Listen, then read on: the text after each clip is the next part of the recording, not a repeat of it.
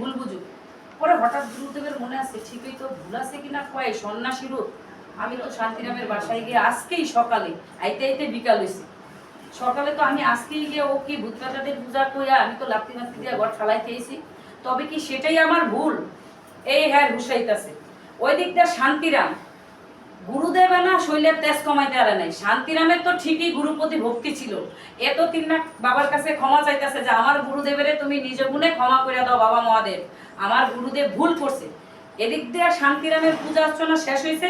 শান্তিরাম ক্ষমা চাইয়া এই ঘটের জল দিয়া গুরুদেবের বাড়ি রওনা হয়েছে, যে গুরুদেব যেই ভুল করছে ঘটের জল দিয়া ভুল যাতে শুধরায়, সরল মন শান্তিরামের। এদিক দিয়ে গুরুদেবের ওই যে সন্ন্যাসীর বেশে শিব যখন মনে করাই দিতেছে, তখন গুরুদেবেরও মনে হয়েছে যে তাইলে মনে হয় আমি যে ঘট লাত্তি দিয়া ফালাইছি আমার মনে হয় এই কাপড়েই দোষ। তো এখন গুরুদেব দিশামিশা পাইতেছে না, গুরুদেব আবার কয় তোর অগ্নিদাহ করিস না।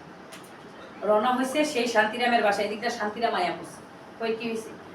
কয় এই যে তোর ভাই গুরু ভাইয়ের অবস্থা, কয় তাড়াতাড়ি এই ঘটের জল জয় বাবা তিননাথের নাম নিয়ে এই ঘটের জল মৃতদেহের মধ্যে ছিটাইতে দেরি অমনি গুরুদেবের মৃত পুত্র জীবিত হয়েছে। একটা ধুনি দেন জয় বাবা।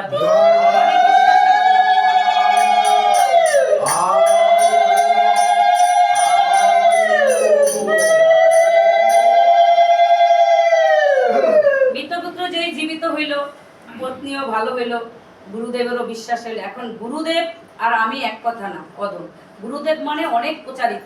গুরুদেবের মৃতপিত্র জীবিত হইছে পরে 7 গ্রাম মানে জানা হয়ে গেছে। এখন গুরুদেবে কয় যা তুই করছস একদিন পূজা শান্তিরামের, আমি 7 দিন ব্যাপী একটানা তিননাথের মেলা করবো। 2/7 গ্রাম ঢাক ডোল দিয়া জানাইয়া দি আমার বাড়ি অমুক দিন 7 দিন ব্যাপী তিননাথের মেলা হইব। তো 2-4 এলাকা যদি জানে তাইলে তো এখানে কানা ল্যাংরা বোবা পুরা হোক সকলেই শুনবো। তো সবাই শুনতেছে। তো এমন কালে বোবার মনে স্বাদ হয়েছে। বোবায় কথায় না বলতে পারে না, কানের তো শুনে কয় আইরে কি এমন পূজা, কানা ল্যাংরা পোড়া বোবা আকু সবই ভালো হয়, যদি ভক্তি সহকারে পূজা করে তো এই গুরুদেবের বাড়ির পূজায় যান। এমন করতে করতে জন্ম অন্ধরও স্বাদ হয়েছে। কানা ল্যাংরা তার মানে যার শরীরে যত খুদ আছে ভক্তি সহকারে এই পূজা করলে ভালো হলে হতেও পারে, সত্যযুগে হতো। তো আমিও যাম। বোবাই কানা ল্যাংরা সবাই এইভাবে সবাই যাইতাছে। এখন বোবাই তো হাইটটা যাইতে পারবে, কানায়ও জিগাইতে জিগাইতে হাইটটা যাইতে পারবো। ল্যাংরা কি, ল্যাংরায় তো জন্ম ল্যাংরা মানে একদম অচল। এই তো অন্যের সাহায্য ছাড়া আর গুরুদেবের এই পূজা দর্শনে যেতে না। কানায়